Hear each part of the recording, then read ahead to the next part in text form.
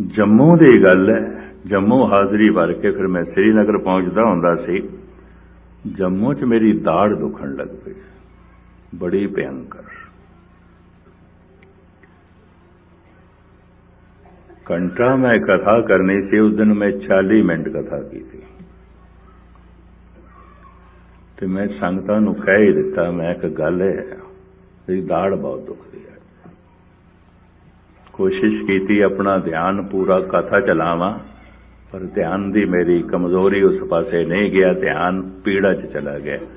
उस दिन मैं अर्ज की वेदना, वेदना का मतलब की है पीड़ा, वेदना का मतलब की है ज्ञान। अगे पिछे कख नहीं पता होंदा, मूँह दे कितने क दंद ने, पर जिस दिन पीड़ा होंदी उस दिन ध्यान के दंदां च ही होंदा। अगे पिछे नहीं मनुख नूं पता होंदा मेरे नाल कन लगे भी हैं कि नहीं, पर जिस दिन कन दुखने आउंदे ने उस दिन ध्यान ते ज्ञान सारा कन्ना च आउंदा। अगे पिछे नहीं पता होंदा मेरा मत्था है भी सही कि नहीं। जद मत्था दुखदा है तो सारा ध्यान ते ज्ञान मत्थे च आउंदा है। इस वास्ते वेदना का अर्थ है ज्ञान, वेदना का अर्थ है पीड़ा। पीड़ा नूं वेदना कहंदे ने। वे किहड़ी वेदन? ऐसी वेदन उपज खरी भई, वाका औखद नाई। ऐसी पीड़ा पैदा हो गई, दवाई कोई नहीं। सतगुरां दी बाणी इत्थे वेदन शब्द जो वरत रही है पीड़ा के रूप में। वेदन जाने तू धने, दुखिया दर्द घने। वेदन जाने तू धनी, बड़ी कीमती पंक्ति पातशाह दी। बड़ी वेदना, बड़ी पीड़ा है, पर हे प्रभु तू ही जानदा। दुखियो दर्द घने, वेदन जाने तू धनी। हे धनी, तू मेरी इस वेदना नूं जानदा। वेदना का मतलब पीड़ा, वेदना का मतलब ज्ञान। जिथे पीड़ा होवे ध्यान सारा उत्थे आउंदा है, समझ सारी उत्थे ही रुकी होंदी है, और कुछ नहीं दिखाई देता। इस वास्ते कहंदे ने जिथे पीड़ा है ध्यान उत्थे है, ज्ञान उत्थे आउंदा है। वेदना पीड़ा, वेदना ज्ञान। उस दिन मैं कोशिश ते बड़ी की थी, भावें 25-30 साल पुरानी मैं थानू गल दसदा पिया। भई ध्यान दाड़ तो हट के कथा च जोड़े। संघर्ष दे मैं फेल होया, कामयाब नहीं होया। ध्यान पीड़ा च ही रह गया। तो मैं माफी मंग ली। मैं साध संगत मेरी दाड़ बहुत दुखती है, तो मैं इत्थे ही समाप्त कर दूं। मैं अपने कमरे च आ गया। गुरुद्वारे थले दुकाना ने, बहुत वड्डी मार्केट है, गुरुद्वारे की मार्केट है। उहदे तरह तरह दी दुकाना ने। एक दुकान मोची दी है, वो मोची भी सिंह है, जुतियां नवियां बनांदा है, बेचदा है। पर उहदे कोल सवेरे सवेरे मरीज भी आउंदे सन। गुरुद्वारे च मत्था टेकण तो बाद दुकान ते जांदा सी, 10-20 मरीज आंदे सन, मैं देखदा सी। फिर 10 बजे तो बाद मरीज नहीं देखदा सी, अपनियां जुतियां बनांदा सी, बेचदा सी। मेरे कमरे च आ गया। मैनू कहंदा मस्कीन जी सुनिया तुहाडी दाड़ दुखदी है। मैं कहा बहुत दुखदी है। हुण भी दुख रही? मैं कहा हुण भी दुख रही है। डॉक्टर ने गोलियां दित्तियां सन, मैं लै लईआं, उहदे नाल पीड़ा ते मेरी सुन होई नहीं। पीड़ ते है। कहंदा आपां 2 मिनटां ठीक कर देने। मैं कर दो, होर की चाहिए। इतना मैं देखिया सी मरीज उसदे कोल आउंदे ने। वो बैठ गया, एक किल ठोकी ते कुछ धागा बनिया ते कुछ पड़दा रहा। मैनू कहने लगा पीड़ा बिल्कुल ठीक हो गई होवेगी। मैं कहा नहीं, पहले नालों वध गई है, वध गई है। उन्हें फिर होर किल ठोकी, होर धागा बनिया, फिर पड़दा रहा कुछ। कहने लगा हुण ते बिल्कुल ठीक हो गई होगी। मैं कहा हुण दुगनी हो गई है। ठीक नहीं हुई। पता उसने की आख्या सी, ध्यान नाल सुनना। कहते मस्कीन जी, थोड़ा मेरे ते भरोसा नहीं बज रहा, थोड़ी मेरे ते शरधा नहीं बज रही, थोड़े मन का मेरे नाल संबंध नहीं जुड़ रहा, मेरे उच्चारण कीते मंत्र का थोड़े ते असर नहीं पै रहा। मैं कहा भरोसे की गल है ना, इतना मैनू ही पता है कि किधरे मैं वाहिगुरु मंत्र ते भरोसा पूरन कर लवां, शरीर चो सारे ही रोग निकल जान। नमो मंत्र मंत्रं, नमो जंत्र जंत्रं। परमात्मा दा नाम मंत्रां दे चों सिरमौर मंत्र है, जंत्रां दे चों सिरमौर जंत्र है। मैनू कहने लगे भरोसा तुहाडा भी डोलदा है। मैं कहा मैं भी मनुख हां, और की है, बंदा ही है। कथा फिर की सुनांदे? मैं कहा पढ़िया, मैं मेरी पढ़ाई है, अभ्यास है, सुना देना। भरोसा तो मेरा भी डोल जाता है। संसार है, लहरां आउंदियां ने बेड़ी नाल टकरांदियां, डोल जाती है बेड़ी। अजों सुनाओ समुद्र में, क्या जानो क्या होए। मैं कहा इतनी समझ मैनू है, अगर मेरा भरोसा पूरा बज जाए प्रभु नाम ते, प्रभु दे नाम दे जितनी बरकत है, सारे रोग कट देंगे। सर्व रोग का औखद नाम। परमात्मा दा नाम रोगां दियां जड़ां गवा देंदा है। बाकी मंत्र ते दवाइयां रोगां दे पत्ते झाड़दे ने, शाखां रोगां दी जड़ अंदर रहिंदी नहीं ठीक होंदी। अज जितनी मेडिकल साइंस तरक्की ते है, पहले नहीं सी, पर अज जितनियां भयंकर बीमारियां ने, पहले नहीं सन। यह भी महसूस कर की करिए इस मेडिकल साइंस। मेडिकल स्टोर दवाइयां नाल भरदे जा रहे हैं, मनुखां दे घर ते शरीर रोगां नाल भरदे जा रहे हैं। की करिए ना दवाइयां, इन्हां औषधियां नाल।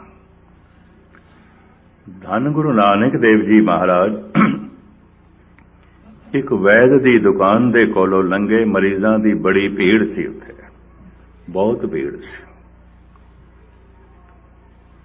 और पुराना जमाना, मंत्रां तो बाद उपचार चल पिया सी आयुर्वेदक, जड़ी बूटियां दे राहें।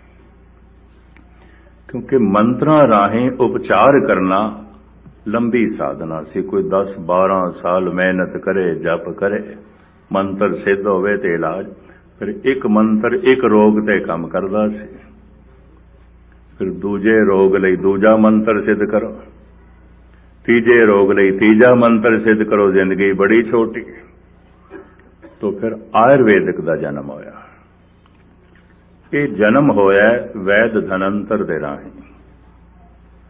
इसनों जन्म दिता है वैद धनंतर ने। जड़ी बूटियां दे राहें इलाज करना।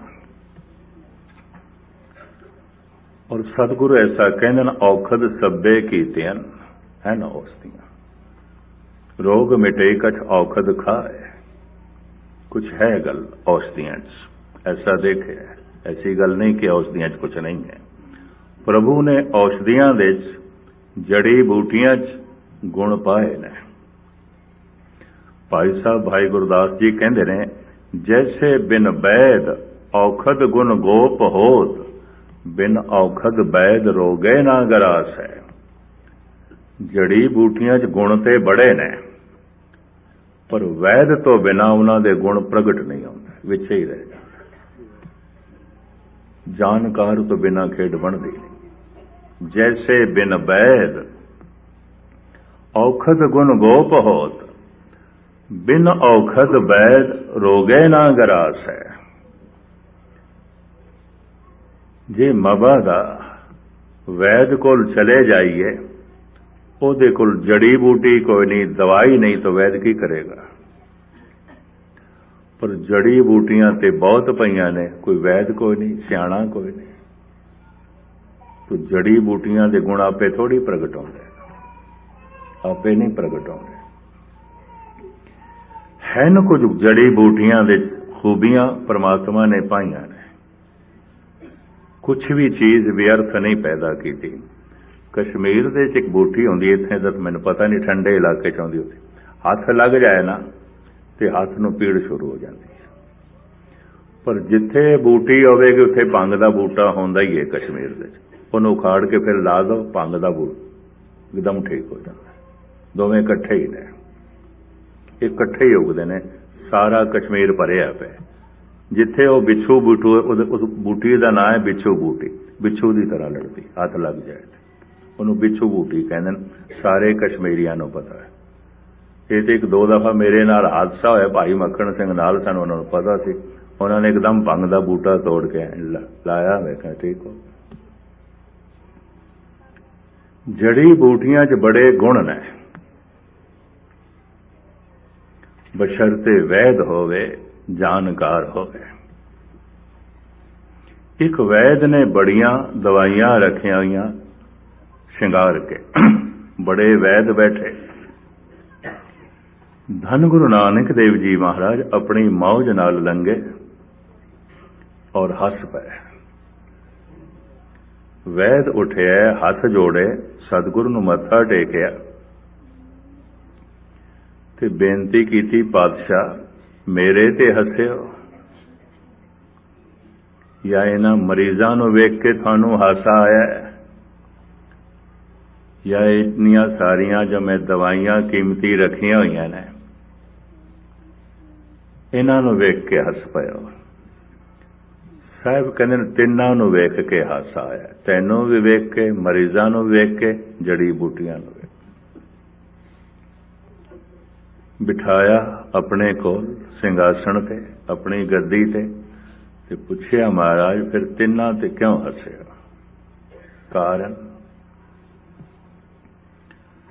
सतगुरु कहंदे ने ऐ वैद मूल रोग दा तैनूं नहीं पता, तेरियां सारियां दवाइयां ते सियाणप रोगां दे पत्ते झाड़दे ने, शाखां नूं कटदियां ने, जड़ां रह जांदियां। बड़ा कीमती शब्द है। दर्द होवे दुख रहे शरीर, ऐसा दारू लगे ना बेर। है मेरे वैदराज ऐसा दारू जो जड़ कटदा ही नहीं, पत्ते झाड़ देंदा है। रोगी समझ लेंदा मैं ठीक हो गया, जिन्हों अज कहंदे ने ठीक हो गया, पर एक खाधी हुई दवाई साइड इफेक्ट करेगी, कुछ ना कुछ पैदा करेगी। एक रोग दबे है तो दूजा पैदा होगा, जड़ अंदर है, वो दूजा रूप धारण करेगी। सतगुरु कहते दर्द होवे दुख रहे शरीर, दुख ते अंदर रह गया जड़ रूप की कीता तेरी दवाई ने। इन्हां दवाइयां देख के मैनू हासा आया, ये जड़ नहीं कट सकती, पत्ते झाड़ सकती, वक्ती तौर पर ठीक कर सकती।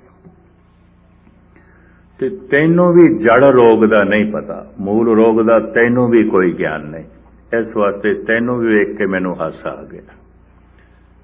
इन्हां रोगियां नूं भी कख नहीं समझ, कुछ भी नहीं पता। बहुत सारी थावां ते सतगुरु कहंदे ने बहुत गिणती ते अंधी अंधी रईयत ज्ञान भी होनी, भाए बरे मुर्दा। जितने चिर तक ये अज्ञानता है, ये सारा सिलसिला अत्यंत ऐसे उपदना दा ते पाखंड दा चलेगा।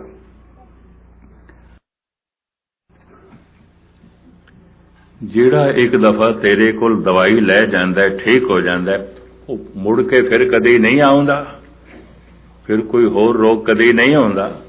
नहीं महाराज, आंदे ते फिर भी ने।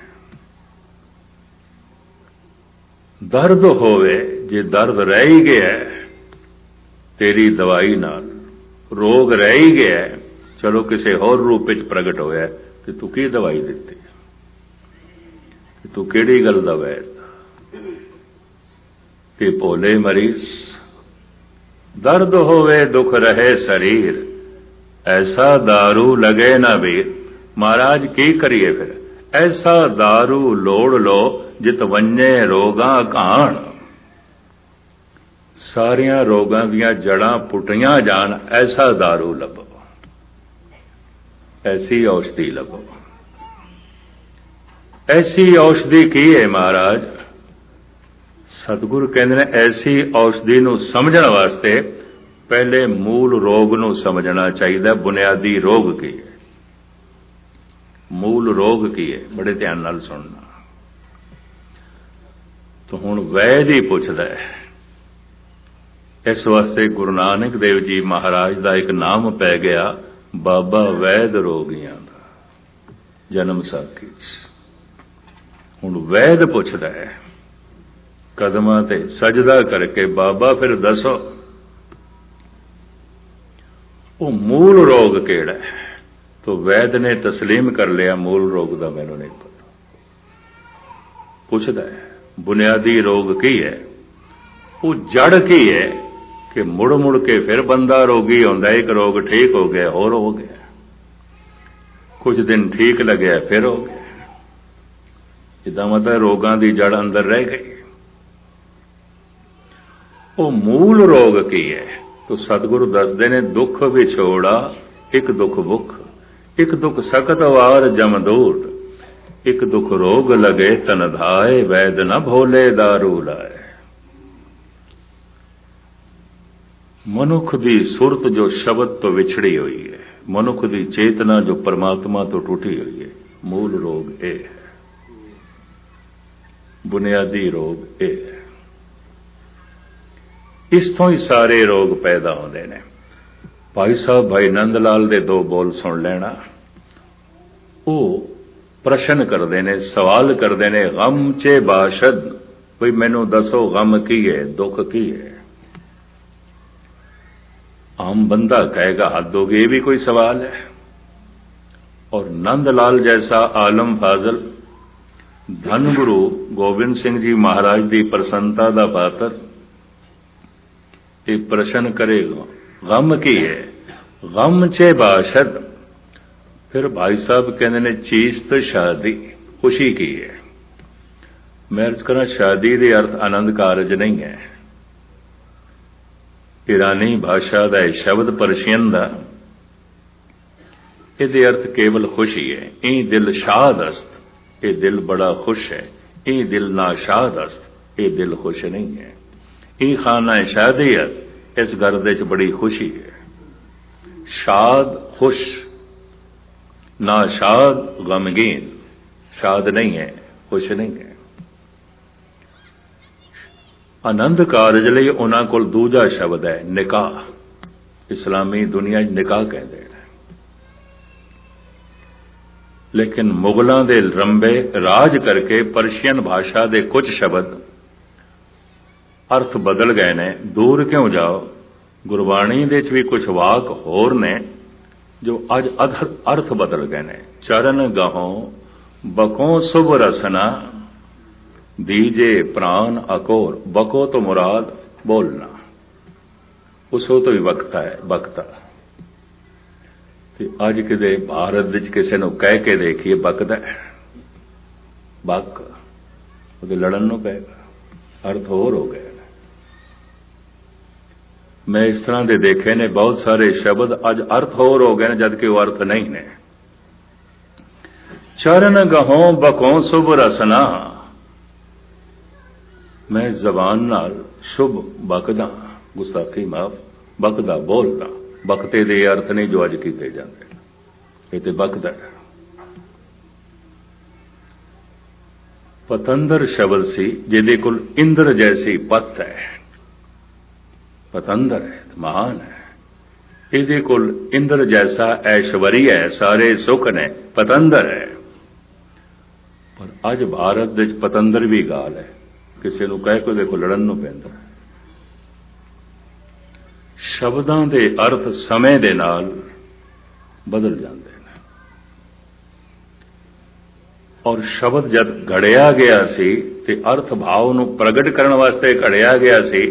ਜਦ ਸ਼ਬਦ ਅਰਥ ਬਦਲ ਜਾਂਦੇ ਨੇ, ਕਿਸੇ ਅਗਿਆਨਤਾ ਵਸ ਹੋ ਕੇ ਬਦਲ ਜਾਂਦੇ ਨੇ। ਜਿਵੇਂ ਸ਼ਾਦੀ ਦੇ ਅਰਥ ਤੇ ਸਿਰਫ ਖੁਸ਼ੀ ਸੀ, ਭਾਰਤ ਵਿੱਚ ਪਰਸ਼ੀਅਨ ਦਾ ਬੋਧ ਨਾ ਹੋਣ ਕਾਰਨ ਕਰਕੇ ਸ਼ਾਦੀ ਦੇ ਅਰਥ ਆਨੰਦ ਕਾਰਜ ਸਮਝ ਲਿਆ। ਭਾਈ ਸਾਹਿਬ ਭਾਈ ਨੰਦ ਲਾਲ ਕਹਿੰਦੇ ਨੇ, ਗਮ ਚੇ ਬਾਸ਼ਦ, ਗਮ ਕੀ ਹੈ, ਦੱਸੋ ਗਮ ਕੀ ਹੈ। ਚੀਜ਼ ਤਾਂ ਸ਼ਾਦੀ, ਖੁਸ਼ੀ ਕੀ ਹੈ। ਪਹਿਲੇ ਪਹਿਲੇ ਤੇ ਪੜ੍ਹ ਕੇ ਮੈਨੂੰ ਵੀ ਹੈਰਾਨਗੀ ਹੋਈ ਸੀ। 52 ਕਵੀਆਂ ਦੇ ਚੋਂ ਸਿਰਮੌਰ ਕਵੀ ਤੇ ਧੰਨ ਗੁਰੂ ਗੋਬਿੰਦ ਸਿੰਘ ਜੀ ਮਹਾਰਾਜ, ਜਿਸ ਦੀ ਹੋਂਦ ਤੇ ਮਾਣ ਕਰਦੇ ਨੇ, ਇਹ ਪ੍ਰਸ਼ਨ ਕਰ ਰਹੇ। ਇਹ ਤੇ ਕੋਈ ਖਾਸ ਨਹੀਂ, ਪਰ ਜੈਸੇ ਜੈਸੇ ਮੈਨੂੰ ਗਹਿਰਾਈ ਨਾਲ ਪੜ੍ਹਿਆ, ਥੋੜਾ ਜਿਹਾ ਸਮਝਣ ਦੀ ਕੋਸ਼ਿਸ਼ ਕੀਤੀ, ਉਦੋਂ ਖਿਆਲ ਹੈ ਤੇ ਸਭ ਤੋਂ ਡੂੰਘਾ ਖਿਆਲ ਹੈ। ਇਹ ਤਾਂ ਸਭ ਤੋਂ ਡੂੰਘੀ ਵਿਚਾਰ ਹੈ।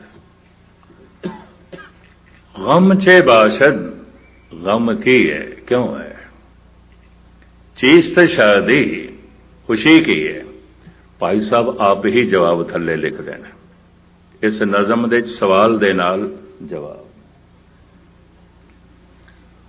ਗਮ ਛੇ ਬਾਸ਼ਦ, ਗਫਲਤ ਅਜ਼ ਯਾਦੇ ਖੁਦਾ। ਬਸ ਪਰਮਾਤਮਾ ਨੂੰ ਭੁੱਲ ਜਾਣਾ ਹੀ ਦੁੱਖ ਹੈ, ਹੋਰ ਕੋਈ ਦੁੱਖ ਨਹੀਂ। ਪਰਮਾਤਮਾ ਨੂੰ ਭੁੱਲ ਜਾਣਾ ਹੀ ਰੋਗ ਹੈ, ਹੋਰ ਕੋਈ ਰੋਗ ਨਹੀਂ। ਇਹ ਕਿੰਨਾ ਕੁ ਵੱਡਾ ਰੋਗ ਹੈ, ਇਹ ਧੰਨ ਗੁਰੂ ਅਰਜਨ ਦੇਵ ਜੀ ਮਹਾਰਾਜ ਦੱਸਦੇ ਨੇ। ਪਰਮੇਸ਼ਰ ਤੇ ਭੁੱਲਿਆ ਵਿਆਪਨ ਸਭੇ। ਸਾਰੇ ਰੋਗ ਪੈਦਾ ਹੋਣਗੇ, ਸਾਰੇ ਸੰਤਾਪ ਪੈਦਾ ਹੋਣਗੇ, ਸਾਰੀਆਂ ਪੀੜਾਵਾਂ ਦਾ ਜਨਮ ਹੋਵੇਗਾ।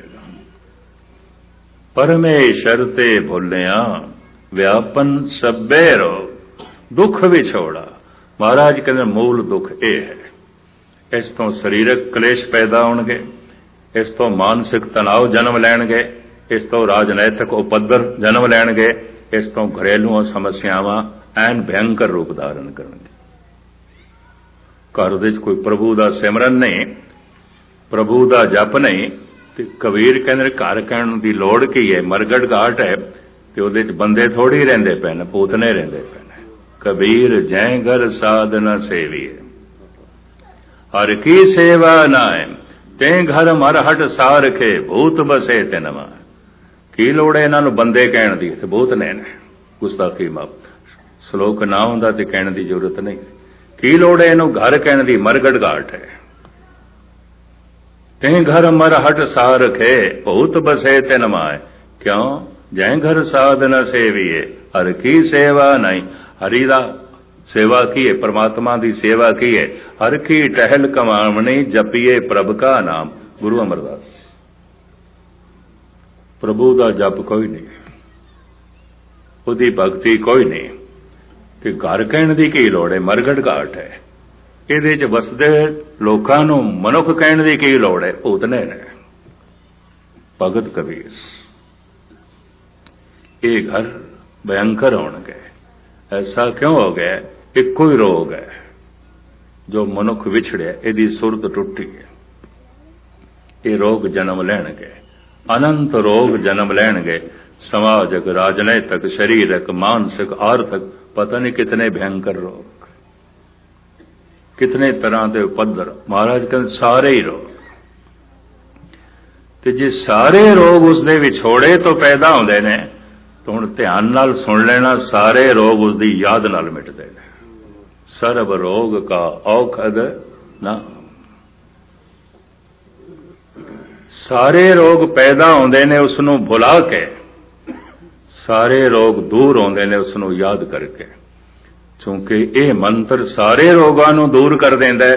ਇਸ ਵਾਸਤੇ ਕਲਗੀਧਰ ਪਾਤਸ਼ਾਹ ਪ੍ਰਮਾਤਮਾ ਦੇ ਨਾਮ ਨੂੰ ਕਹਿੰਦੇ ਨੇ, ਨਮੋ ਮੰਤਰ ਮੰਤਰੰ, ਨਮੋ ਜੰਤਰ ਜੰਤਰੰ। ਜਾਪ ਸਭ, ਇਹ ਪ੍ਰਭੂ ਤੇਰਾ ਨਾਮ ਮੰਤਰਾਂ ਦੇ ਚੋਂ ਸਿਰਮੌਰ ਮੰਤਰ ਹੈ, ਜੰਤਰਾਂ ਦੇ ਚੋਂ ਸਿਰਮੌਰ ਜੰਤਰ ਹੈ। ਸਾਰੇ ਦੁੱਖਾਂ ਦਾ ਅੰਤ ਕਰ ਦਿੰਦਾ ਹੈ, ਸਾਰੇ ਕਲੇਸ਼ਾਂ ਦਾ ਅੰਤ ਕਰ ਦਿੰਦਾ ਹੈ, ਆਨੰਦ ਬਣਾ ਦਿੰਦਾ ਹੈ, ਰੋਗਾਂ ਦੀ ਜੜ ਕੱਢ ਕੇ ਰੱਖ ਦਿੰਦਾ ਹੈ। ਜਿਤ ਵੰਝੇ ਰੋਗਾ ਗਾਣ।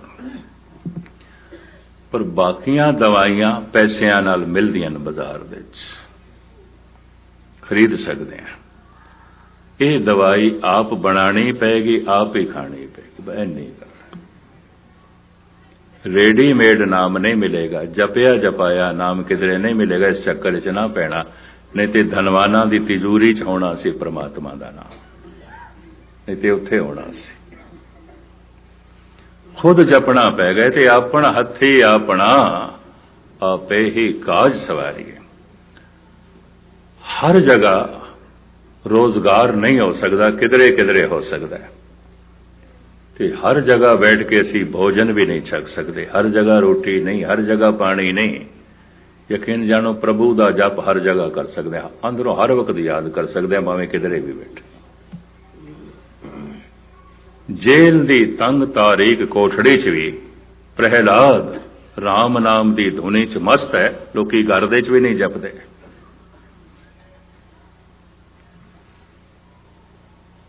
ਬੰਦ ਕਟਵਾਉਂਦੇ ਹੋਇਆਂ ਵੀ ਮਨੀ ਸਿੰਘ ਦੀ ਰਸਨਾ ਤੋਂ ਜਪ ਜਾਰੀ ਹੈ। ਹਰ ਤਰ੍ਹਾਂ ਦੇ ਸੁੱਖ ਹੁੰਦਿਆਂ ਹੋਇਆਂ ਵੀ ਮਨੁੱਖ ਜਪ ਨਹੀਂ ਕਰਦਾ।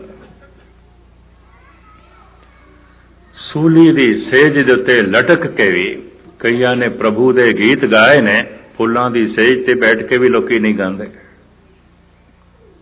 ਹੁਣ ਮੈਂ ਅਰਜ਼ ਕਰਾਂ, ਧਿਆਨ ਚਲੇਗਾ ਕਾਮਨਾ ਕਰਕੇ, ਧਿਆਨ ਚਲੇਗਾ ਭਾਵਨਾ ਕਰਕੇ।